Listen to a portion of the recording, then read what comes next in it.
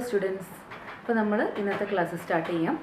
അപ്പോൾ ഇത്രയും ദിവസം നമ്മൾ പഠിച്ചുകൊണ്ടിരുന്നത് തിയറി പാർട്ടായിരുന്നു അല്ലേ, സ്റ്റാറ്റിസ്റ്റിക്കൽ ഇൻഫ്ലുവൻസിൻ്റെ തിയറി പാർട്ടായിരുന്നു. ഇനി നമുക്കതിൻ്റെ പ്രോബ്ലം പാർട്ടിലേക്ക് പോകണം. ഓക്കെ, അപ്പോൾ നമ്മൾ ഇത്രയും ദിവസമായിട്ട് സാമ്പിളിംഗ് ഡിസ്ട്രിബ്യൂഷൻ എന്താണ്, സ്റ്റാൻഡേർഡ് എറർ എന്താണ്, ടെസ്റ്റിംഗ് ഓഫ് ഹൈപ്പോത്തസിൻ്റെ 5 സ്റ്റെപ്സ് എല്ലാം പഠിച്ചു അല്ലേ.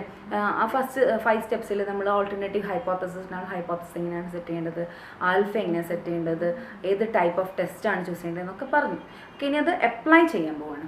ഓക്കെ, അതിന് മുമ്പായിട്ട് ആരെങ്കിലും സബ്സ്ക്രൈബ് ചെയ്യാൻ വേണ്ടിയിട്ടുണ്ടെങ്കിൽ അതൊന്ന് സബ്സ്ക്രൈബ് ചെയ്യുക. അതേപോലെ തൊട്ടടുത്തുള്ള ആ ബെൽ ഐക്കൺ കൂടെ ഒന്ന് ക്ലിക്ക് ചെയ്യുക. ഓക്കെ, അപ്പോൾ നമ്മൾ പ്രോബ്ലത്തിലേക്ക് പോകാം. അപ്പോൾ ഇന്ന് നമ്മൾ പാരാമെട്രിക് ടെസ്റ്റ് ആയിട്ടുള്ള Z ടെസ്റ്റാണ് നമ്മളിന്ന് പഠിക്കാൻ പോകുന്നത്. ഓക്കെ, അപ്പോൾ Z ടെസ്റ്റ് ഏതൊരു ടൈപ്പ് ഓഫ് ടെസ്റ്റ് ആണെങ്കിലും പാരാമെട്രിക് ടെസ്റ്റ് ആയിട്ടുണ്ടെങ്കിൽ തന്നെ നമ്മൾ ചെയ്യേണ്ടത് ആ ടെസ്റ്റിംഗ് പ്രൊസീജിയർ തന്നെ വേണം. ഓക്കെ, അപ്പോൾ അതിനുള്ള ടെസ്റ്റിംഗ് പ്രൊസീജിയർ ഒന്ന് റിവ്യൂ എടുക്കാൻ വേണ്ടിയിട്ട് ഒന്ന് പറയുകയാണ്. 5 സ്റ്റെപ്സ് അല്ലേ, നമ്മൾ ഒരു പ്രോബ്ലം കിട്ടിയിട്ടുണ്ടെങ്കിൽ നമ്മൾ ആ 5 സ്റ്റെപ്സിലൂടെയാണ് പോകുന്നത്. ഫസ്റ്റ് സ്റ്റെപ്പ് എന്തായിരുന്നു? Setting up of null hypothesis. Null hypothesis set ചെയ്യണം, അതേപോലെ തന്നെ കൂടെ തന്നെ ഓൾട്ടർനേറ്റീവ് ഹൈപ്പോത്തസിസ്. രണ്ടാമത്തത് സിഗ്നിഫിക്കൻസ് ലെവൽ സെറ്റ് ചെയ്യുന്നു അല്ലേ. മൂന്നാമത്തത് test statistic, appropriate test statistic choose ചെയ്യുന്നത്. നാലാമത്തത് ടെസ്റ്റ് സ്റ്റാറ്റിസ്റ്റിക്കിൻ്റെ computation. 5th decision making. Okay, അപ്പോൾ ഇത്രയും സ്റ്റെപ്സാണ്. ഒന്ന് ജസ്റ്റ് റിവൈൻഡ് ചെയ്യാം. നമുക്ക് പ്രോബ്ലത്തിലേക്ക് പോകാം. അപ്പോൾ നമ്മളിന്ന് Z ടെസ്റ്റാണ് പഠിക്കുന്നതെന്ന് പറഞ്ഞു. Z ടെസ്റ്റിൻ്റെ യൂസേജും ഞാൻ പറഞ്ഞു. അപ്പോൾ നമ്മൾ ഫസ്റ്റ് യൂസേജ് ആയിട്ടുള്ള, അതായത് to test the significant difference between sample mean and population mean, അതാണ് നമ്മളിന്ന് പഠിക്കാൻ പോകുന്നത്. Okay, to test the significant difference between population mean and sample mean. Sample മീനും പോപ്പുലേഷൻ മീനും തമ്മിൽ എത്രത്തോളം ഡിഫറൻസ് ഉണ്ട്, ആ ഡിഫറൻസ് സിഗ്നിഫിക്കൻ്റ് ആണോ എന്നുള്ളതാണ് ടെസ്റ്റ് ചെയ്യുന്നത്. അപ്പോൾ അതിന് നമുക്ക് 2 ഫോർമുലയാണ് ഇവിടെ ഉള്ളത്. അപ്പം നമുക്കതൊന്ന് നോക്കാം. സെറ്റിൻ്റെതാണ് നമ്മൾ ചെയ്യുന്നത്.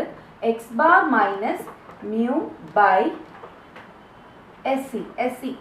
ഈ എക്സ് ബാറും മ്യൂവും ആരായിരുന്നു? നിങ്ങൾ നേരത്തെ സാമ്പിൾ സ്റ്റാറ്റിസ്റ്റിക് ഒന്ന് എടുത്ത് നോക്കുക. സാമ്പിൾ സ്റ്റാറ്റിസ്റ്റിക്കും പോപ്പുലേഷൻ പാരാമീറ്ററും കേട്ടോ, എന്നാൽ അതൊന്നും ഓർമ്മ വരും.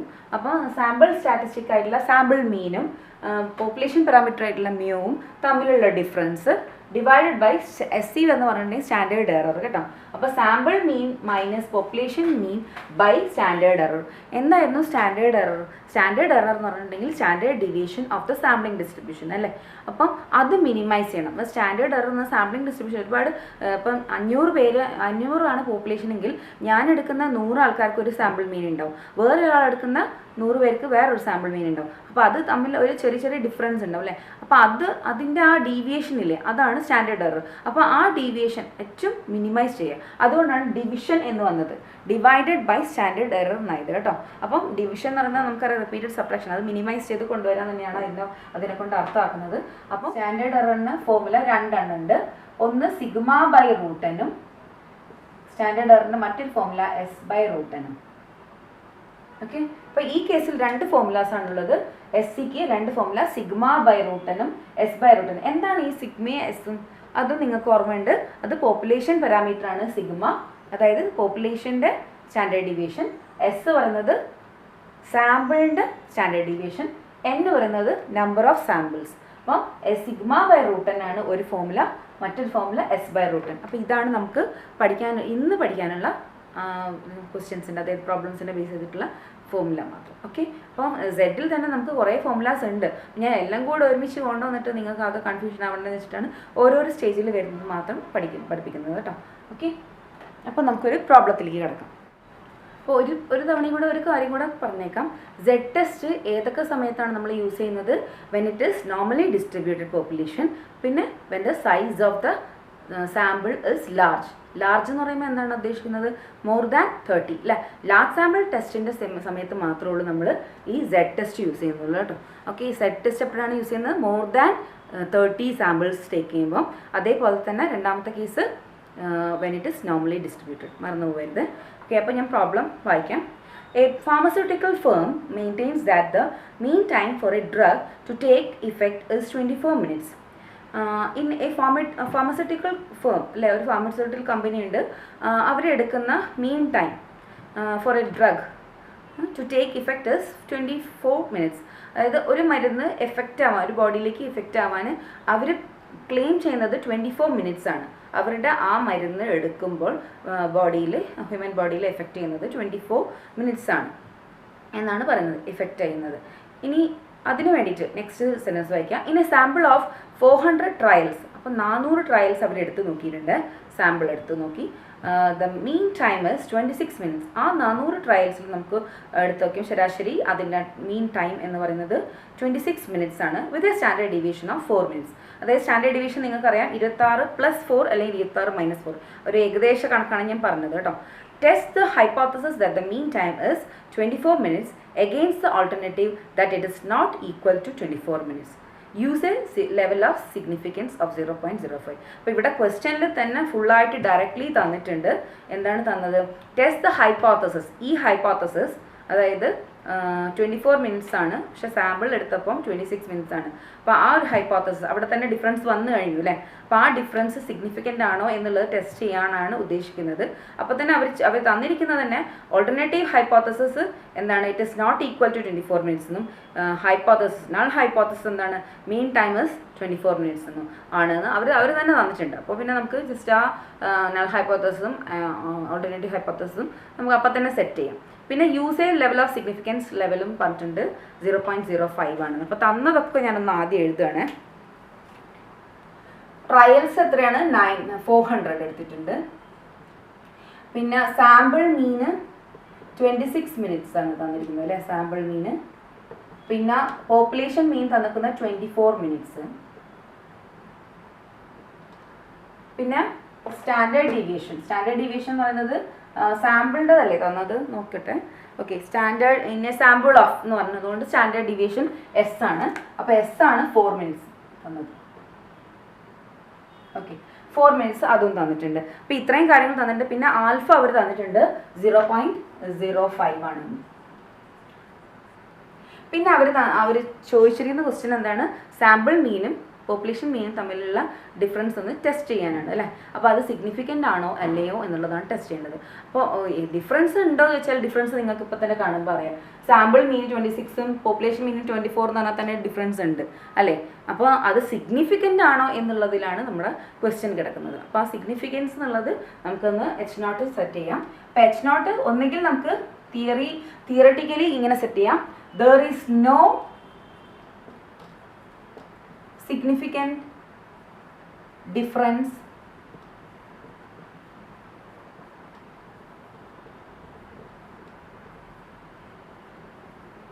between sample mean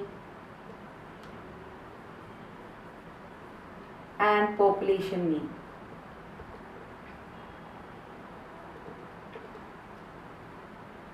Okay, അങ്ങനെയാണെങ്കിൽ ഇതിനെ നമുക്ക് സിംബോളിക്കലി എങ്ങനെ റെപ്രസെൻ്റ് ചെയ്യാമെന്ന് നോക്കാം. H0 such that mu is equal to 24. അതാണ് നമ്മൾ ഇതേ സംഭവം നമ്മളിപ്പോൾ എഴുതിയ വേർഡിങ്സിലുള്ളത് സിംബോളിക്കലി ഇങ്ങനെ റെപ്രസെൻ്റ് ചെയ്യും കേട്ടോ. നെക്സ്റ്റ് H1 അല്ലേ, ഓൾട്ടർനേറ്റീവ് ഹൈപ്പോത്തസിസും സെറ്റ് ചെയ്യണം. There is significant difference between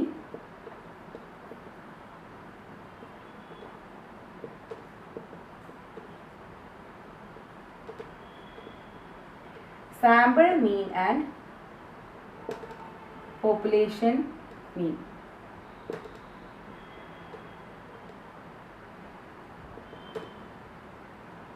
അപ്പോൾ ഇതാണ് നമ്മുടെ first step, setting up of hypothesis. Okay, അപ്പം നമ്മൾ ഇതാണ് സംഭവിച്ചത്. എന്താണ് സിഗ്നിഫിക്കൻറ്റ് ഡിഫറൻസ് ബിറ്റ്വീൻ സാമ്പിൾ മീനും പോപ്പുലേഷൻ മീനും തമ്മിലുള്ള ഡിഫറൻസ് ഉണ്ട് അല്ലേ, അത് സിഗ്നിഫിക്കൻ്റ് ആണോ എന്നുള്ളതാണ് ടെസ്റ്റ് ചെയ്യേണ്ടത്. അപ്പം there is no significant difference between sample mean and population mean എന്നുള്ളതും നൾ ഹൈപ്പോത്തസിസ് ആയിട്ടും. H1 അത് there is significant difference between sample mean and population mean എന്നുള്ളത് നമ്മൾ ഓൾട്ടർനേറ്റീവ് ഹൈപ്പോത്തസിസ് ആയിട്ടും സെറ്റ് ചെയ്യുന്നു. ഇതാണ് ഫസ്റ്റ് സ്റ്റെപ്പ്. ഓക്കെ, അപ്പോൾ നമ്മൾ ഫസ്റ്റ് സ്റ്റെപ്പ് കഴിഞ്ഞു. സെക്കൻഡ് സ്റ്റെപ്പ് നമുക്ക് ഓൾറെഡി ഇവർ പറഞ്ഞിട്ടുണ്ട്, ആൽഫ എന്ന് പറയുന്നതാണ് അല്ലേ, setting up of significance level. അതിവിടെ ഓൾറെഡി തന്നിട്ടുണ്ട്, use level of significance as 0.05. അപ്പം നമുക്ക് ആൽഫയും സെക്കൻഡ് സ്റ്റെപ്പും ഒക്കെ 0.05 ആണ്. ഓക്കെ, അപ്പോൾ ഈ 2 സ്റ്റെപ്പും കഴിഞ്ഞു. ഇനി മൂന്നാമത്തെ സ്റ്റെപ്പാണ് നോക്കേണ്ടത്. മൂന്നാമത്തെ സ്റ്റെപ്പ് എന്താണ്? Choose appropriate test. അപ്പോൾ ഏത് ടൈപ്പ് ഓഫ് ടെസ്റ്റാണ് തിരഞ്ഞെടുക്കേണ്ടതെന്ന് നമ്മൾ തീരുമാനിക്കണം. അത് ഇതിൻ്റെ ബേസിൽ ആകെയുള്ള ടെസ്റ്റുകൾ ഏതൊക്കെയാണ് ഉള്ളത് നോക്കാം. പാരാമെട്രിക് ടെസ്റ്റുകൾ Z ഉണ്ട്, T ഉണ്ട്, F ഉണ്ട്. അപ്പോൾ F അല്ല എന്ന് പറയാൻ കാരണം എന്താണ്? F അല്ല എന്ന് പറയാൻ കാരണം നമ്മൾ മോർ ദാൻ 2 മീൻസ് ഇവിടെ കേസില്ല. ഇവിടെ ആകെ 2 മീനിൻ്റെ കാര്യം മാത്രമേ പറഞ്ഞിട്ടുള്ളൂ. ഒന്ന് സാമ്പിൾ മീനും ഒന്ന് പോപ്പുലേഷൻ മീനും. അല്ലാതെ വേറെ കാര്യങ്ങളൊന്നും പറയാത്തത് കൊണ്ട് നമുക്കിവിടെ ഒരു അറ്റ്ലീസ്റ്റ് 3 മീനെങ്കിലും ഉണ്ടെങ്കിലാണ് നമ്മൾ F ടെസ്റ്റ് യൂസ് ചെയ്യുക. അപ്പം നമുക്ക് ചൂസ് ചെയ്യുന്നത് F അല്ല എന്ന് മനസ്സിലായി. അപ്പോൾ അത് നമ്മളതിപ്പോൾ ക്യാൻസൽ ആക്കി. ഓക്കെ, ഇനി നമ്മൾ നോക്കേണ്ടത് Z ആണോ T ആണോ. Zനും Tക്കും ഉള്ള പ്രത്യേകത എന്താണ്? സാമ്പിൾ മീനും പോപ്പുലേഷൻ മീനും തമ്മിലുള്ള സിഗ്നിഫിക്കൻറ്റ് ഡിഫറൻസ് ടെസ്റ്റ് ചെയ്യുന്നതാണ്. ഇനി അതിൽ Z ആണോ T ആണോ എന്ന് എങ്ങനെയാണ് ചൂസ് ചെയ്യേണ്ടത്? അത് according to the sample size. Okay, അപ്പോൾ Z ആണെങ്കിൽ മോർ ദാൻ 30 ആണ് സാമ്പിൾ സൈസ് എങ്കിൽ നമ്മൾ Z ഉപയോഗിക്കും. ലെസ് ദാൻ 30 ആണെങ്കിൽ നമ്മൾ T ഉപയോഗിക്കും. ഓക്കെ, അപ്പോൾ ഇവിടെ നോക്കുക, സാമ്പിൾ സൈസ് 400 അല്ലേ, 400 ആണെങ്കിൽ ഏതെടുക്കണം? Z ടെസ്റ്റ് എടുത്താൽ മതി അല്ലേ. മോർ ദാൻ 30 വന്നു. അപ്പോൾ ഇതാണെന്ന് മനസ്സിലായി. അപ്പോൾ ഇതും നമ്മൾ ക്യാൻസൽ ചെയ്തു. അപ്പോൾ Z ടെസ്റ്റ് ആണെന്ന് ചൂസ് ചെയ്ത് കഴിഞ്ഞു. ഓക്കെ, ഇനി നെക്സ്റ്റ് നമ്മൾ സെഡിൻ്റെ ഫോർമുല. അവിടെ സെഡിൻ്റെ ഫോർമുല നിങ്ങൾക്ക് അറിയുന്നതാണ്. അതാണ് മൂന്നാമത്തെ സ്റ്റെപ്പ്. ഞാൻ ഇതൊന്നും മായ്ക്കട്ടെ. മൂന്നാമത്തെ സ്റ്റെപ്പായിട്ടുള്ള സെഡിൽ എങ്ങനെയാണ് നമ്മൾ എടുക്കുന്നത്? സെഡിന് ആകെ 2 ഫോർമുലയും നമ്മളിപ്പോൾ പഠിച്ചിട്ടുള്ളൂ അല്ലേ. അപ്പോൾ കുറച്ചുകൂടെ ഫോർമുലാസ് ഉണ്ട്. ഇനി എന്താണെങ്കിലും ശരി, നമുക്ക് ഇത്രയും കാര്യങ്ങൾ എടുത്ത് തന്നിട്ടുള്ളൂ. ഇവിടെ സ്റ്റാൻഡേർഡ് ഡീവിയേഷനാണ് തന്നതെന്ന് ഓർത്താൽ മതി. പിന്നെ നമ്പർ ഓഫ് ഇതും തന്നിട്ടുണ്ട്. പിന്നെ നമുക്ക് തന്നത് മീനും സാമ്പിൾ മീനും പോപ്പുലേഷൻ മീനാണെന്ന് മനസ്സിലാക്കണം. അപ്പം നമ്മൾ എടുക്കേണ്ട ആകെ ഒരു ഫോർമുലയേ ഉള്ളൂ. x⁻ minus mu by standard error. ആ സ്റ്റാൻഡേർഡ് എററിന് 2 ഫോർമുല ഉണ്ട്. അതിൽ σ/√n ഉണ്ട്, അതുപോലെ S/√n ഉണ്ട്. അപ്പോൾ ഇതിൽ നമ്മൾ S/√n എടുക്കണം. കാരണം സാമ്പിളിൻ്റെ സ്റ്റാൻഡേർഡ് ഡീവിയേഷൻ ആണ് തന്നത് കേട്ടോ. ഇനിയിപ്പോൾ സിഗ്മ ആയിപ്പോയി എന്ന് വെച്ചാലും കുഴപ്പമൊന്നുമില്ല. കാരണം രണ്ടും സെയിം ഫോർമുല തന്നെയാണ് അല്ലേ ഏകദേശം. അതുകൊണ്ട് ആ ടേംസ് യൂസ് ചെയ്യുന്ന ടേംസിൽ മാത്രമേ വ്യത്യാസമുള്ളൂ. അപ്പോൾ അത് വലിയ കുഴപ്പമില്ല. ടെക്സ്റ്റിൽ തന്നെ നിങ്ങൾക്ക് കാണാൻ പറ്റും പല സമയത്തും സിഗ്മയും എസും മാറി മാറി ഉപയോഗിച്ചത്. അത് വലിയ കുഴപ്പമില്ല കേട്ടോ. എന്തായാലും നമുക്കിപ്പം കറക്റ്റായിട്ടുള്ള രീതിയിൽ പോകാം. ഓക്കെ, S/√n ആണ് നമ്മളിവിടെ യൂസ് ചെയ്യേണ്ടത്. അപ്പം മൂന്നാമത്തെ സ്റ്റെപ്പും ഇവിടെ ഓക്കെ. അപ്പോൾ ചൂസ് അപ്രോപ്രിയേറ്റ് ടെസ്റ്റ്. അപ്പോൾ നമ്മളിവിടെ യൂസ് ചെയ്തു Z ടെസ്റ്റ്. ഇനി നമ്മൾ 3 കഴിഞ്ഞ 4ാമത്തെ സ്റ്റെപ്പ് എന്താണ്? Computation of test. അപ്പോൾ നമ്മൾ ഏത് ടെസ്റ്റാണ് യൂസ് ചെയ്തത് അതിൻ്റെ കമ്പ്യൂട്ടേഷൻ ഡൂയിങ് അല്ലേ. അപ്പോൾ സെഡിൻ്റെ അകത്ത് നമ്മൾ ആ ഫോർമുല ഇട്ട് കൊടുക്കുക. x ബാർ എന്ന് പറഞ്ഞാൽ 26 ആണ്, മ്യൂ പറഞ്ഞാൽ 24 ആണ്. എസ് സി നമുക്ക് ആദ്യം ഇവിടെ നിന്ന് കണ്ടുപിടിക്കാം കേട്ടോ. സൈഡിൽ എസ് ഇവിടെ എത്രയാണ്? 4. √400 ദാറ്റ് ഈസ് 4/√400 എന്ന് പറഞ്ഞാൽ 20 അല്ലേ. അപ്പോൾ 4/20 എന്ന് പറഞ്ഞാൽ 1/5. 1/5 എന്ന് പറഞ്ഞാൽ 0.2 അല്ലേ. അപ്പോൾ നമുക്കത് അറിയാം 0.2 ആണെന്ന്. ഇനി കാൽക്കുലേറ്റർ എടുത്ത് വെച്ചാൽ വേഗം ചെയ്യാൻ പറ്റും. അപ്പോൾ SCക്ക് പകരം നമ്മളിവിടെ ഇരുന്ന് 0.2 എഴുതി. ദാറ്റ് ഈസ് നമുക്ക് എന്ത് കിട്ടും? 2/0.2 കിട്ടും. 2/0.2 എത്രയാണ്? 2/0.2 എന്ന് പറഞ്ഞാൽ എത്രയാണ്? 20/2 വരും അല്ലേ. അപ്പോൾ 10 വരും. ഓക്കെ, അപ്പോൾ നമുക്ക് കാൽക്കുലേറ്റർ എടുത്ത് ചെയ്താലും മതി പെട്ടെന്ന്. Z = 10 കിട്ടി. ഇനി നമ്മുടെ 4 സ്റ്റെപ്പ് കഴിഞ്ഞു. ഇനി 5ാമത്തെ സ്റ്റെപ്പ് എന്താണ്? 5th step decision making. അപ്പോൾ ഡിസിഷൻ മേക്കിങ്ങിന് അവിടെ ഒരു ഫോർമുലയുണ്ട്. ആ ഫോർമുലയായിട്ടും പഠിക്കാം. അതല്ല നിങ്ങൾക്ക് നിങ്ങൾ ഒരു ഫിഗർ ആക്കിയിട്ട് റെപ്രസെൻറ്റ് ചെയ്തിട്ട് പഠിക്കുകയാണെങ്കിൽ കുറച്ചും കൂടെ മനസ്സിലാക്കിയിട്ട് ചെയ്യാൻ പറ്റും. ഓക്കെ, 2 രീതിയിലും ഞാൻ പറഞ്ഞുതരാം. അപ്പോൾ ഞാൻ ഫോർമുല യൂസ് ചെയ്തിട്ട് എങ്ങനെ ചെയ്യുന്നത് പറഞ്ഞുതരാം. അപ്പോൾ 5th സ്റ്റെപ്പായിട്ടുള്ള ഫോർമുലയിൽ 5th സ്റ്റെപ്പ് എന്താണ്? ഇത് ഫസ്റ്റ് സ്റ്റെപ്പ് അല്ലേ, ഇത് സെക്കൻഡ് സ്റ്റെപ്പ്, ഇത് തേർഡ് സ്റ്റെപ്പ്, ഇത് 4th സ്റ്റെപ്പ്, ഇനി 5th step decision making. Decision മേക്കിങ്ങിൽ എന്താണ് ചെയ്യുന്നത്? Z value is greater than Z table value ആണെങ്കിൽ then reject H0. Z value is less than Z table value, then it is to accept H0. ഇതാണ് നമ്മുടെ formula wise. Okay, okay, അപ്പം formula നിങ്ങൾക്ക് അറിയാം. Okay, formula ഇതാണ്. Z value greater than Z table value ആണെങ്കിൽ reject H nought, Z value less than Z table value ആണെങ്കിൽ accept H nought. ഇതാണ് നമ്മുടെ ഫോർമുല. ഓക്കെ, അതിലിട്ട് കൊടുക്കുമ്പോൾ സെഡ് വാല്യൂ എന്ന് പറയുന്നത് എത്രയാണ്? 10 ആണ് കേട്ടോ. സെഡ് വാല്യൂ 10 ആണ്. സെഡ് ടേബിൾ വാല്യൂ നമുക്ക് ഒരു കാര്യം ഞാൻ ഇവിടെ എഴുതാം. Z value Z is equal to 10. Z table value നമ്മൾ റെപ്രസെൻറ്റ് ചെയ്യുക ആൽഫ എന്നാണ് കേട്ടോ. Z alpha is equal to എത്ര വരും? Z table. ഓക്കെ, അത് സെറ്റ് ചെയ്യണം. അത് സെറ്റ് ചെയ്യാൻ നമ്മൾ എന്ത് ചെയ്യും? ടേബിൾ വാല്യൂ സെറ്റ് ചെയ്യാൻ വേണ്ടിയിട്ട് നമ്മൾ ടി ഡിസ്ട്രിബ്യൂഷൻ്റെ ടേബിൾ ഉണ്ട്, അതിലാണ് നോക്കേണ്ടത്. നോക്ക്, ടി ഡിസ്ട്രിബ്യൂഷൻ്റെ അതിൽ ലാസ്റ്റ് ലൈനാണ് നമ്മൾ സെഡ് വാല്യൂ സെഡ് ആൽഫ നോക്കുന്നത് കേട്ടോ. അപ്പോൾ അതിൽ കാണാം 0.05 കാണാം. അതിൽ 0.05 ലാസ്റ്റ് കാണുന്നത് ഈ ലാസ്റ്റ് ലൈനാണ് നമ്മൾ എടുക്കുന്നത് സെഡ് ടേബിൾ വാല്യൂവിന് കേട്ടോ. സെഡ് ടേബിൾ വാല്യൂവിന് നമ്മൾ ടി ഡിസ്ട്രിബ്യൂഷനിലുള്ള ലാസ്റ്റ് ലൈനാണ് നമ്മൾ എടുക്കുക. അപ്പോൾ 0.05 1.96. ഓക്കെ, നിങ്ങൾക്ക് ഏതാണോ സെഡ് ആൽഫ തരുന്നത്, ആൽഫ ഏതാണോ നോക്കുക, അതിനനുസരിച്ചിട്ട് വേണം ചെയ്യാൻ. അപ്പോൾ 0.05 1.96 വരും കേട്ടോ. ഓക്കെ, അപ്പോൾ 1.96 ആണ് നമ്മുടെ ടേബിൾ വാല്യൂ. അപ്പോൾ ടി ഡിസ്ട്രിബ്യൂഷൻ ആണ് എടുക്കേണ്ടത്, അതിൽ ലാസ്റ്റ് ലൈൻ. ഓക്കെ, അപ്പം സെഡ് ടേബിൾ വാല്യൂ എത്ര കിട്ടിയിരിക്കുന്നത്? 1.96. ഓക്കെ, അപ്പോൾ 10 ഇസ് ഗ്രേറ്റർ ദാൻ 1.96 അല്ലേ? അപ്പോൾ Z value is greater than Z table value അല്ലേ? 10 is greater than 1.96. So we can say that we have to reject H naught. ഇനി നമുക്ക് ഇത് തന്നെ നമുക്ക് പിക്ചറിൽ എങ്ങനെ റെപ്രസെൻറ്റേഷൻ നമുക്ക് ചെയ്യാം. നമുക്കറിയാം സെഡ് നോർമൽ ഡിസ്ട്രിബ്യൂഷൻ ആണ്. അപ്പം നോർമൽ കർവ് വരയ്ക്കുക. നോർമൽ കർവിൻ്റെ നടുവിലുള്ള വാല്യൂ നമ്മൾ എപ്പോഴും സെഡ് ഇസ് ഈക്വൽ ടു 0 എന്നാണ് റെപ്രസെൻറ്റ് ചെയ്യുക. സെഡ് ഇസ് ഈക്വൽ ടു 1.96 ആണ് നമ്മുടെ ആൽഫ സെറ്റ് ചെയ്യുന്നത് അല്ലേ? അപ്പോൾ റിജക്ഷൻ റീജിയൻ സെറ്റ് ചെയ്യേണ്ടത് അങ്ങനെയാണ്. Z is equal to 1.96. ഇത് 2 tail ടെസ്റ്റ് ആണ് അല്ലേ? നോട്ട് ഈക്വൽ ടു വന്നതുകൊണ്ട് 2 tailed ആണ്. ഗ്രേറ്റർ ദാൻ അല്ലെങ്കിൽ മോർ ദാൻ ലെസ് ദാൻ എന്ന് പറയുമ്പോൾ അത് 1 tailed കേട്ടോ. ഇത് 2 tailed, അതായത് there is no significant difference between 2 means അല്ലേ? അതുപോലെ ദർ ഇസ് സിഗ്നിഫിക്കൻറ്റ് ഡിഫറൻസും ദർ ഇസ് നോട്ട്, ആ രീതിയിൽ വരുമ്പോൾ 2 tail ടെസ്റ്റ് ആണ്. അപ്പോൾ 2 tail ടെസ്റ്റിന് നമ്മൾ 2 സൈഡിലേക്കും ടെയിൽ വരയ്ക്കും. അതാണ് നമ്മൾ റിജക്ഷൻ റീജിയൻ ആയിട്ട് എടുക്കുന്നത്. ഇത് സെഡ് ഇസ് ഈക്വൽ ടു -1.96ഉം plus Z is equal to +1.96. ഇതിൻ്റെ ഇടയിലുള്ള റീജിയൻ ആണ് എന്ത്? Acceptance region. ഇത് ഈ 2 ഭാഗത്തേക്ക് 2 ടെയിലേക്കും കൊടുക്കുന്ന റിജക്ഷൻ റീജിയൻ. അപ്പോൾ നമ്മൾ ആ വാല്യൂ നോക്കുക. 10 Z is equal to 10. Z is equal to 10 എന്ന് പറയുമ്പോൾ അത് എവിടെ വരും? ഇവിടെയാണ് 1.96 എങ്കിൽ സെഡ് ഇസ് ഈക്വൽ ടു 10 ഈ ഭാഗത്തേക്കാണ് വരിക അല്ലേ? അപ്പോൾ ഓട്ടോമാറ്റിക്കലി നമുക്ക് പിക്ചർ നോക്കിയാൽ പെട്ടെന്ന് കിട്ടും. നിങ്ങൾക്ക് ഇത് formula greater than less than എന്നുള്ള സിമ്പിൾസിൽ, അതായത് സിമ്പിൾസിൽ നമുക്ക് കൺഫ്യൂഷൻ വരുന്നുണ്ടെങ്കിൽ നിങ്ങളിങ്ങനെ വരച്ച് നോക്കിയാൽ മതി. വരച്ച് നോക്കുമ്പോൾ സെഡ് ഇസ് ഈക്വൽ ടു 1.96 വലുതാണ് സെഡ് ഇസ് ഈക്വൽ ടു 10. അതുകൊണ്ട് ഇത് റിജക്ഷൻ റീജിയനിലാണ് വരുന്നത് സെഡിൻ്റെ വാല്യൂ. അതുകൊണ്ട് it is to be reject H naught. അപ്പോൾ നമ്മൾ രണ്ടും പഠിച്ചു വെക്കുക കേട്ടോ. അപ്പം കറക്റ്റാക്കിയിട്ട് എഴുതണം, തെറ്റിപ്പോയത്. വരച്ച് നോക്കിയാൽ പെട്ടെന്ന് തന്നെ കിട്ടും. ഓക്കെ, അപ്പോൾ റിജക്ട് എച്ച് നോട്ട്. അപ്പോൾ എച്ച് നോട്ട് റിജക്ട് ചെയ്തിട്ടുണ്ടെങ്കിൽ പിന്നെ ആരെ നമ്മൾ ആക്സെപ്റ്റ് ചെയ്യണം?